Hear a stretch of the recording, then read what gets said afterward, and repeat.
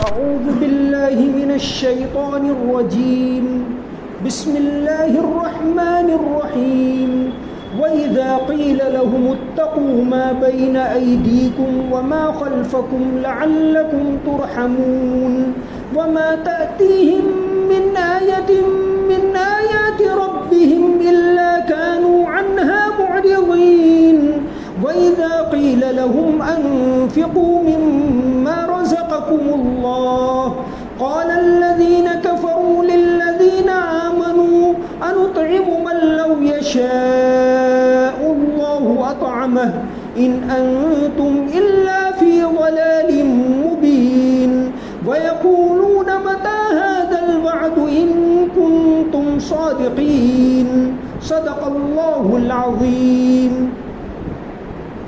جب ان سے کہا جاتا ہے کہ بچو اس عذاب سے جو تمہارے سامنے ہے اور جو تمہارے مرنے کے بعد آئے گا تاکہ تم پر رحم کیا جائے، تو وہ کان نہیں دھرتے اور ان کے پروردگار کی نشانیوں میں سے کوئی نشانی ایسی نہیں آتی جس سے وہ منہ نہ موڑ لیتے ہوں. اور جب ان سے کہا جاتا ہے کہ اللہ نے جو رزق دیا ہے اس میں سے غریبوں پر بھی خرچ کرو، تو یہ کافر لوگ مسلمانوں سے کہتے ہیں کیا ہم ان لوگوں کو کھانا کھلائیں جنہیں اگر اللہ چاہتا تو خود کھلا دیتا. مسلمانوں، تمہاری حقیقت اس کے سوا کچھ بھی نہیں کہ تم کھلی مسلمانوں تمہاری حقیقت اس کے سوا مسلمانوں سے کہا جاتا ہے کیا ہم ان لوگوں کو کھانا کھلائیں جنہیں اگر اللہ چاہتا تو خود کھلا دیتا. تمہاری حقیقت اس کے سوا کچھ بھی نہیں ہے کہ تم کھلی گمراہی میں پڑے ہوئے ہو اور کہتے ہیں کہ یہ قیامت کا وعدہ کب پورا ہوگا. یعنی مسلمانوں سے کہتے ہیں کہ تمہاری حقیقت اس کے سوا کچھ بھی نہیں کہ تم کھلی گمراہی میں ہو. یعنی کافر الٹا مسلمانوں کو اس طرح جواب دیتے. پچھلی آیتوں کے اندر اللہ کی نشانیوں کا مسلسل ذکر ہوا. اب یہاں دو باتیں ان سے کہی جاتی. ایک تو وَإِذَا قِيلَ لَهُمُ اتَّقُوا، اللہ سے ڈرو، کہ تم اللہ کی اتنی ساری نشانیاں اس کائنات کے اندر دیکھ رہے ہو، چاند کو دیکھ رہے ہو، سورج کو دیکھ رہے ہو، رات ہوتی ہے، دن ہوتا ہے، یہ ساری نشانیاں اللہ کی دیکھتے ہو تو تم اللہ سے ڈرو اور اس پر ایمان لے آؤ. وَإِذَا قِيلَ لَهُمُ اتَّقُوا، اللہ سے ڈرو، مَا بَيْنَ أَيْدِيكُمْ وَمَا خَلْفَكُمْ، تم نے پہلے جو کام کیے اور جو تمہارے سامنے آنے والا ہے، یا تو وہ نشانیاں جو تمہارے سامنے دنیا میں دیکھ رہے اور وہ جو آگے قیامت کے بعد آنے والا ہے، تو تم اللہ سے ڈرو. یہ اللہ کا ڈر جس کے لیے قرآن میں تقویٰ کا لفظ ہے. اسلام کے جو اصطلاحی الفاظ ہیں اس میں سے ایک لفظ ہے تقویٰ. تقویٰ کا لفظی مطلب ہوتا ہے ڈرنا، بچنا. اس کا دوسرا مطلب ہوتا ہے بچنا. حضرت عمر رضی اللہ عنہ نے ایک مرتبہ صحابہ کرام کو جمع کیا اور پوچھا کہ بتاؤ تقویٰ کیا ہے، تقویٰ کسے کہتے. الگ الگ لوگوں نے الگ الگ جواب دیا. اس مجلس میں حضرت ابی ابن کعب رضی اللہ عنہ بیٹھے ہوئے تھے. ابی ابن کعب یعنی اس امت کے بہت بڑے حافظوں میں سے ایک.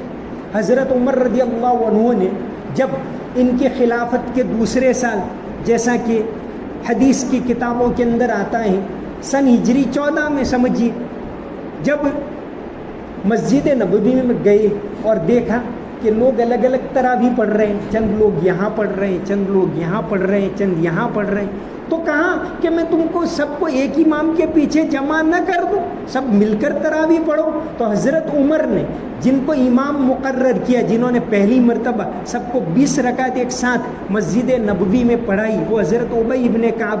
تو ابی ابن کعب بیٹھے ہوئے سب جواب دے رہے. حضرت عمر نے حضرت ابی ابن کعب سے پوچھا تم بتاؤ تقویٰ کیا ہے. تو حضرت ابی ابن کعب نے فرمایا کہ حضرت کبھی آپ ایسے راستے سے، ایسی جگہ سے گزرے ہیں جو کانٹے دار ہو، جہاں جھاڑیاں اگی ہوئی اور نیچے کچھ نظر نہ آتا ہو. حضرت عمر نے فرمایا ہاں. تو ابی ابن کعب نے فرمایا کہ اس وقت تم کیا کرتے؟ حضرت عمر نے فرمایا کہ اس وقت ہم کپڑوں کو بھی بچاتے ہیں اور بہت زیادہ احتیاط سے چلتے ہیں، کیونکہ جھاڑی دار جگہ ہیں، کہیں نیچے جانور وغیرہ نہ ہو، بچ بچ کر گزر جاتے. تو حضرت ابی ابن کعب رضی اللہ عنہ نے فرمایا کہ اسی کا نام تقویٰ ہے کہ انسان دنیا میں گناہوں سے بچ بچ کر نکل جائے. تو بچا بچا کے نہ رکھ اسے، تیرا آئینہ ہے وہ آئینہ کہ شکستہ ہو تو عزیز تر ہے نگاہ آئینہ ساز میں، علامہ اقبال کا شعر ہے. تو انسان بچ بچ کر نکل جائے، اس کا نام تقویٰ ہے. تو حضرت یہاں وَإِذَا قِيلَ لَهُمُ اتَّقُوا، جب ان سے کہا جاتا ہے اتقوا، ڈرو بچو، مَا بَيْنَ أَيْدِيكُمْ، جو تمہارے سامنے، جو حالات تمہارے سامنے آتے یہ بھی تم کو خبردار کر رہے ہیں، وَمَا خَلْفَكُمْ، اور جو آگے آنے والے ہیں مرنے کے بعد جو تم کو سنائے جاتے، تو ڈرو. لَعَلَّكُمْ تُرْحَمُونَ، اللہ تبارک و تعالیٰ تم پر رحم کرے. تو وہ منہ موڑ لیتے. وَمَا تَأْتِيهِم مِّنْ آيَةٍ مِّنْ آيَاتِ رَبِّهِمْ إِلَّا كَانُوا عَنْهَا مُعْرِضِينَ، کہ اللہ کی کتنی ساری نشانیاں دیکھتے ہیں لیکن اس سے منہ موڑ لیتے، اس سے کوئی عبرت نہیں لیتے. ایک بات. اب دوسری بات، وَإِذَا قِيلَ لَهُمْ أَنفِقُوا مِمَّا رَزَقَكُمُ اللَّهُ، پہلی بات میں تو پہ اللہ سے ڈرو، ایمان لے آؤ. دوسری دعوت دی جاتی انسانیت کی. وَإِذَا قِيلَ لَهُمْ، جب ان سے کہا جاتا ہے أَنفِقُوا مِمَّا رَزَقَكُمُ اللَّهُ، کہ اللہ نے تم کو جو دیا ہے اس میں سے خرچ کرو، اللہ کے راستے میں دو، غریبوں کی مدد کرو. قال الذین کفروا للذین آمنوا، تو جنہوں نے کفر اختیار کیا وہ ایمان والوں کو کہتے انطعم من لو یشاء اللہ اطعمہ، اللہ چاہے تو ان کو کھلائے گا، ہم کیوں ان کو کھلائیں. انطعم من لو یشاء اللہ اطعمہ ان انتم الا فی ضلال مبین، اے مسلمانوں تم تو کھلی گمراہی میں ہو، یہ کام کی بات ہو ہمارا کمایا ہوا اور ہم ان کو دے دیں. جو شروع میں اسلام لائے وہ زیادہ تر غریب طبقہ اکثر تھا، حضرت ابو بکر جیسے بھی تھے لیکن زیادہ تر غریب لوگ تھے. تو یہ آپس میں بھید بھاؤ، حالانکہ یہ دین اسلام میں نہیں ہے. تو دوسری پیشکش کی وَإِذَا قِيلَ لَهُمْ أَنفِقُوا مِمَّا رَزَقَكُمُ اللَّهُ، اللہ نے جو تم کو دیا ہے اس میں سے خرچ کرو. کیا فرمایا؟ مِمَّا رَزَقَكُمُ اللَّهُ، اللہ نے جو دیا ہے. انسان تو دنیا میں کچھ لے کے آیا نہیں اور کچھ لے کے جائے گا بھی نہیں. اس دنیا میں انسان بالکل خالی ہاتھ آیا اور کفن لے کے جائے گا، اتنا فائدہ اس کو ہوگا کہ کفن لے کے جائے گا، باقی کچھ نہیں. تو فرمایا مما رزقکم اللہ، انسان دنیا میں یہ سمجھتا ہے میں نے کمائے، اس نے یقیناً اس کو محنت کرنے کا حکم دیا گیا اس لیے، ورنہ تو جانوروں کو بھی اللہ روزی دے رہا ہے. وہ کئی ٹن کھانا ویل مچھلی کھا جاتی ہے اس کو بھی اللہ روزی دے رہا ہے، اور ہاتھی جو جنگل میں رہتا ہے جس کا کوئی مالک نہیں اس کو بھی اللہ کھلاتا ہے، شیر کو بھی کھلاتا ہے اور پرندوں کو بھی کھلاتا ہے. لیکن انسانوں کو حکم دیا کہ محنت کرو، کیونکہ اللہ تعالیٰ نے اس کو عقل دی. تو فرمایا کہ اللہ نے جو دیا ہے اس میں سے کھلاؤ. کھانا کھلانا یہ ایک بہت بڑی صفت.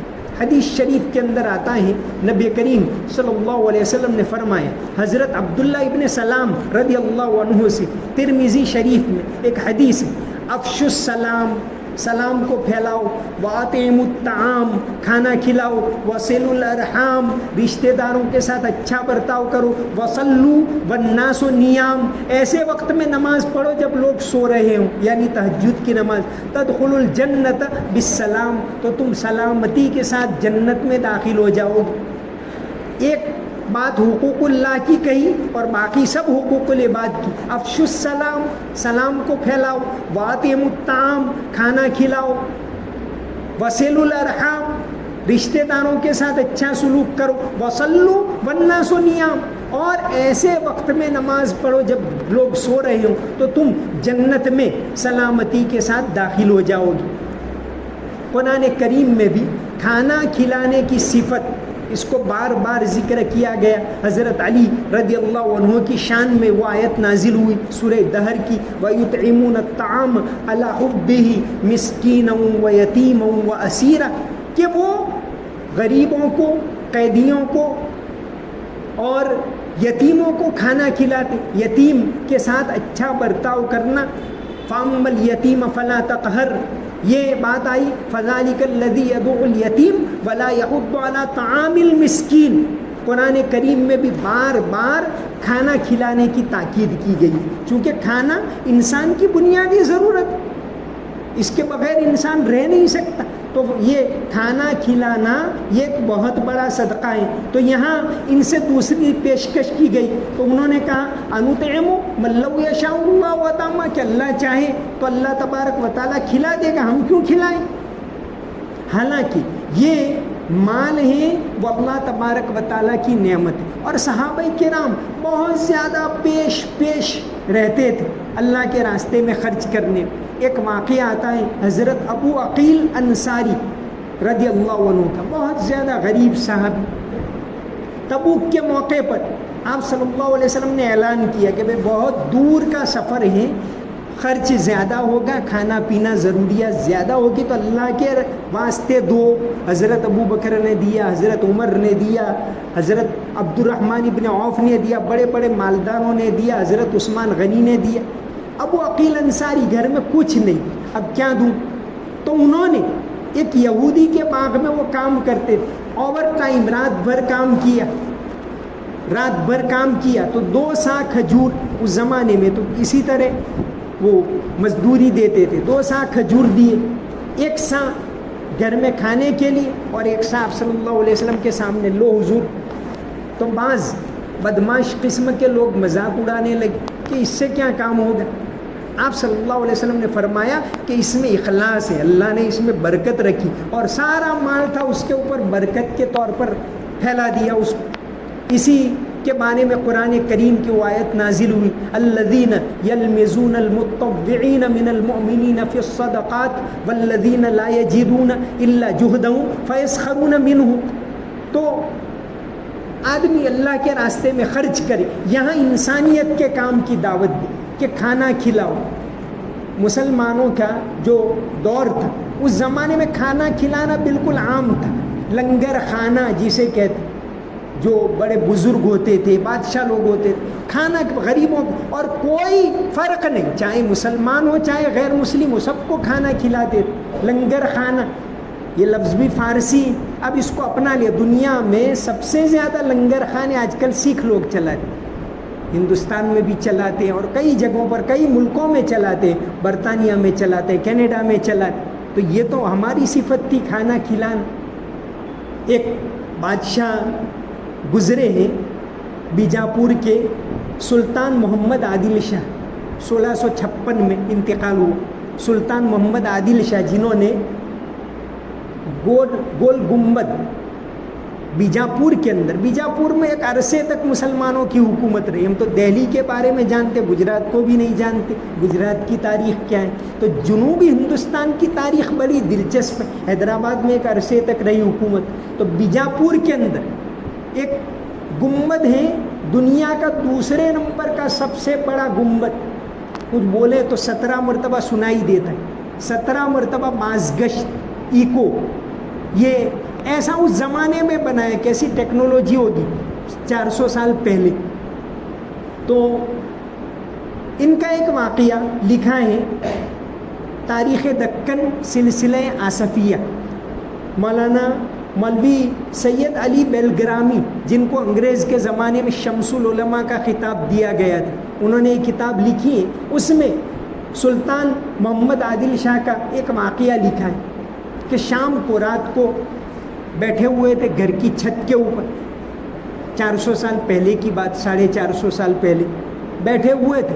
دیکھا کہ بھئی یہ اس طرف سے دھواں دکھتا ہے، اس طرف سے دھواں دکھتا ہے. اس زمانے میں لوگ چولہا جلاتے تھے، دھواں نکلتا تھا گھروں کا. ایک طرف سے دھواں نہیں آتا. ایک محلہ وہاں کا ہے بہمن پلی، اس ایریے میں بھئی اس طرف سے دھواں نہیں دکھتا، کیا بات ہے. تو اپنے آدمیوں کو جانچ پڑتال کے لیے بھیجا. پتہ چلا کہ وہاں غریب ہندوؤں کا محلہ ہے، اور غریب ہے تو شام کو کھانا نہیں پکاتے. فوراً عادل شاہ نے، محمد عادل شاہ نے ان کے لیے وظیفہ مقرر کیا. اور ایک لنگر خانہ بنایا. آج بھی اس لنگر خانے کے کھنڈرات وہاں بیجاپور کے اندر موجود ہیں. ASI کے ماتحت ایک لنگر خانہ بنائے کہ جو بھی غریب ہیں ان کو یہاں مفت میں کھانا ملے, چاہے مسلمان ہو چاہے غیر مسلم ہو, اور ہر ایک کو ان کی مانیتا کے مطابق, بھائی ہندو کو جس طرح کھانا وہ کھلاؤ, مسلمان کو جو کھانا, اس طرح انتظام کیا. تو کھانا کھلانا ایک بہت بڑی صفت. اس طرح کا کام امریکہ میں پچھلی صدی میں, بلکہ اسی صدی کے شروع تک محمد علی کلے پچھلی صدی کا سب سے بڑا اسپاٹ مین. جب 1999 میں صدی پوری ہوئی تو یہ سروے ہوا کہ پوری صدی کا سب سے بڑا کھلاڑی کون, تو محمد علی کلے, جس کا اصل نام تھا کیسیس کلے. 1942 میں امریکہ میں پیدا ہوئے, 1964 میں اسلام قبول کی. بہت بڑے ماہر باکسر, ہیوی ویٹ, بلکہ پوری دنیا کے سب سے بڑے کھلاڑی مانے جاتے, اور انہوں نے اسلام قبول کی. بہت سی ایسی مشہور شخصیات ہیں, ان کی زندگی کا مطالعہ کرنا چاہیے کہ بھائی کیوں انہوں نے اسلام قبول کیا. جیسے لیوپولڈ ویس یعنی محمد اسد ہے, مالکم ایکس ملک شہباز ہیں, محمد پکتھول ہے, مارماڈیوک پکتھول, جنہوں نے قرآن کا ترجمہ لکھا. انہوں نے کیوں اسلام قبول کیا؟ تو ان میں سے ایک یہ محمد علی کلے, جن کا اصل نام تھا کیسیس کلے, اور کالی نسل کے مائک ٹائسن, وہ بھی کالی نسل کا, اس نے بھی اسلام قبول کی. تو اس نے اسلام قبول کر لیا 1964 میں. امریکہ میں اب تک کالے لوگوں کے ساتھ بھید بھاؤ ہو رہا ہے, اور زمانے میں تو بہت بھید بھاؤ ہوتا تھا. 1960 میں جب یہ اولمپک میں میڈل جیت کر آیا محمد علی, یعنی کیسیس کلے اس وقت نام تھا, میڈل جیت کر آئے اور ایک ریسٹورنٹ میں گیا اپنے ہی شہر میں, کہا کہ بھائی اس ریسٹورنٹ میں کالے لوگوں کو داخل نہیں ہونے دیتے. یہ قانون تک بھائی کالے یہاں نہیں آ سکتے. جیسے ہندوستان میں ابھی بھی عملی طور پر نہیں کہ بھائی یہاں اس کنویں میں سے دلت پانی نہیں لے سکتے, ایسے بہت سی جگہوں پر ابھی بھی ہیں. تو ایسا بھید بھاؤ تھا.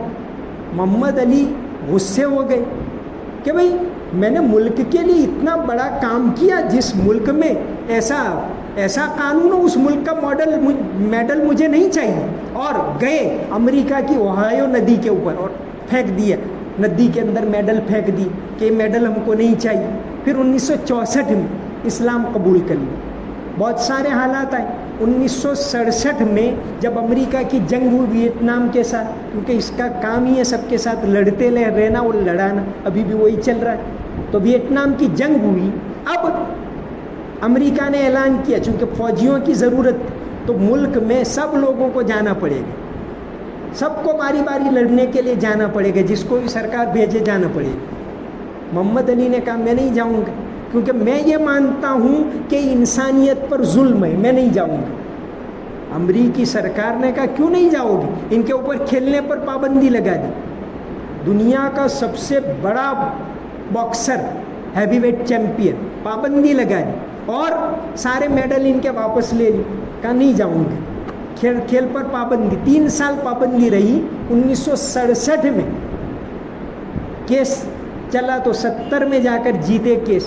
پھر دوبارہ کھیلا اور پھر 3 سال کھیل سے باہر رہے, پھر سے ہیوی ویٹ چیمپئن بنے محمد علی کلے. تو یہ بعد میں جا کر بہت انہوں نے نیک کام کی. ایک اچھا ان کا واقعہ بھی ملتا ہے محمد علی کا. امریکہ کے اندر ایک جگہ ہے جہاں دنیا کی مشہور شخصیتوں کا وہ رکھا جاتا ہے, واک آف فیم. دنیا میں جنہوں نے اچھے بڑے بڑے کام کیے ان کے لیے ہالی ووڈ والوں نے بنایا ہے لاس اینجلس میں. جنہوں نے بڑے کام کیے ہو ان کا نام, ان کے کارنامے, ان کے نام کا اسٹار وہاں لگایا جاتا ہے. اب تک 2800 لوگوں کے اسٹار وہاں لگے ہوئے. اس وقت محمد علی کے ٹائم پہ 2500 تھے. محمد علی کو کہا بھائی تمہارا اسٹار یہاں لگنے والا ہے. 2016 میں انتقال ہوا محمد علی کلے کا, 2016 میں. تو 2002 میں ان کا اسٹار لگانا ہے. کہا کہ بھائی مجھے منظور نہیں. کیوں؟ تو کہا یہاں سب جگہ سب کی معلومات وہاں نیچے لکھی جاتی کہ بھئی یہ فلاں یہ فلاں یہ فلاں. میرے نام کے ساتھ نبی کا نام جڑا ہوا ہو سکتا ہے لوگ آ کے وہاں پاؤں رکھے مجھے یا نہیں لکھوانا, تو پھر منظور کیا اور ان کا نام اور ان کی سب ڈیٹیل ہے وہ دیوار کے اوپر لکھی. ابھی بھی وہاں وال آف فیم کے اندر سب کی معلوماتیں نیچے لکھی ہوئی. صرف ایک ہی آدمی 2800 لوگوں میں ایک ہی آدمی محمد علی کلے جس کی سب معلومات دیوار کے اوپر لکھی ہوئی. امریکہ کے اندر ابھی بھی موجود ہیں واک آف فیم کے اندر, ہالی ووڈ واک آف فیم. تو انہوں نے بہت بڑے پیمانے, چونکہ انہوں نے حالات کو جھیلا تھا تو بڑے پیمانے پر انہوں نے اچھے کام کیے. اس میں کئی جگہوں پر لنگر خانے بھی لگائے, کئی مسجدیں بنائی, کئی بڑے بڑے کالج بنائے امریکہ کے اندر. محمد علی کلے 2016 کے اندر ان کا انتقال ہوا. 2016 میں رمضان کے اگلے ہی دن, شعبان کے آخری دن ان کا انتقال ہوا تھا. تو یہ کھانا کھلانا یہ بہت بڑی صفت ہے دین اسلام کے اندر. جگہ جگہ وَآتَى الْمَالَ عَلَى حُبِّهِ ذَوِي الْقُرْبَى وَالْيَتَامَى وَالْمَسَاكِينِ وَابْنَ السَّبِيلِ وَالسَّائِلِينَ وَفِي الرِّقَابِ وَيُطْعِمُونَ الطَّعَامَ کہ کھانا کھلاتے ہیں. فَأَمَّا الْيَتِيمَ فَلَا تَقْهَرْ وَأَمَّا السَّائِلَ فَلَا تَنْهَرْ. اس کی ترغیب دی گئی ہے قرآن کے اندر کہ فَذَلِكَ الَّذِي يَدُعُ الْيَتِيمَ وَلَا يَحُضُّ عَلَى طَعَامِ الْمِسْكِينِ. تو ایمان والے کی صفت یہ ہے کہ وہ اللہ کے نام پر اللہ کے راستے میں خرچ کرے. تو یہاں ان سے دو باتوں کی پیشکش کی گئی. ایک تو یہ کہ وَإِذَا قِيلَ لَهُمُ اتَّقُوا مَا بَيْنَ أَيْدِيكُمْ وَمَا خَلْفَكُمْ, اللہ سے ڈرو, آنے والے دن سے ڈرو. دوسری بات یہ کہ اللہ کے راستے میں خرچ کرو. لیکن انہوں نے ماننے کے بجائے جو ہٹ دھرمی پر ہوتے ہیں تو کہتے ہیں وَيَقُولُونَ مَتَىٰ هَٰذَا الْوَعْدُ إِن كُنتُمْ صَادِقِينَ, کہ اگر سچا ہے تو قیامت کب آنے والی بتا دو, کہ بھئی فلاں سال میں آئے گی, 2056 میں آئے گی, بتا دو کب آئے گی بتاؤ. الٹا ہٹ دھرمی اور ایسی باتیں کرتے کہ اگر تمہارے اندر طاقت ہے تو ابھی قیامت لے آؤ, ہم تو تیار ہیں. یہ تو سب من گھڑت باتیں, نعوذ باللہ. ایسا اہل ایمان کا مذاق اڑاتے. تو یہاں سورت میں پھر یہیں سے آگے سورت کا آگے کا حصہ شروع ہو رہا ہے جس میں مرنے کے بعد کی زندگی اور قیامت کا تذکرہ ہے. اور اسی وجہ سے حدیث شریف کے اندر یہ بات آئی کہ جو لوگ مرنے کے قریب ہوں ان کے سامنے سورہ یاسین پڑھو, یعنی زور سے پڑھو, کیونکہ اس میں یہی نصیحت ہے کہ بھئی یہ زندگی یہ ہمیشہ کی نہیں, اب تم جا رہے ہو, ایک دوسری زندگی شروع ہو رہی, اللہ تبارک و تعالیٰ کے سامنے جانا ہے. یہ بات اس صورت کے اندر ہے. تو اس صورت کے فضائل میں سے ایک بات یہ بھی ہے کہ جو لوگ مرنے کے قریب ہوں, مرنے کے بعد بھی پڑھ سکتے ہیں, ثواب ملے گا. لیکن اصل جو حدیث میں تعلیم ہے کہ روح قبض ہونے یعنی مرنے کے قریب ہے, ایسے وقت میں یہ صورت ان کے سامنے پڑھی جائے. وَمَا عَلَيْنَا إِلَّا الْبَلَاغُ الْمُبِينُ. اللهم صل على محمد وعلى ال محمد وبارك وسلم. ربنا آتنا في الدنيا حسنة وفي الآخرة حسنة وقنا عذاب النار. ربنا ظلمنا أنفسنا وإن لم تغفر لنا وترحمنا لنكونن من الخاسرين. ربنا لا تجعلنا فتنة للقوم الظالمين ونجنا برحمتك من القوم الكافرين. رب اغفر وارحم وتجاوز عما تعلم إنك أنت العز الأكرم. اللهم إنك عفو تحب العفو فاعف عنا. اللهم حبب إلينا الإيمان وزينه في قلوبنا وكره إلينا الكفر والفسوق والعصيان واجعلنا من الراشدين. اللهم اغفر لنا ولوالدينا ولمشايخنا ولأساتذتنا ولأقاربنا ولأحبابنا ولمن له حق علينا ولمن أوصانا بالدعاء. واغفر اللهم لجميع المؤمنين والمؤمنات والمسلمين والمسلمات. سمعنا وأطعنا غفرانك ربنا وإليك المصير برحمتك يا أرحم الراحمين.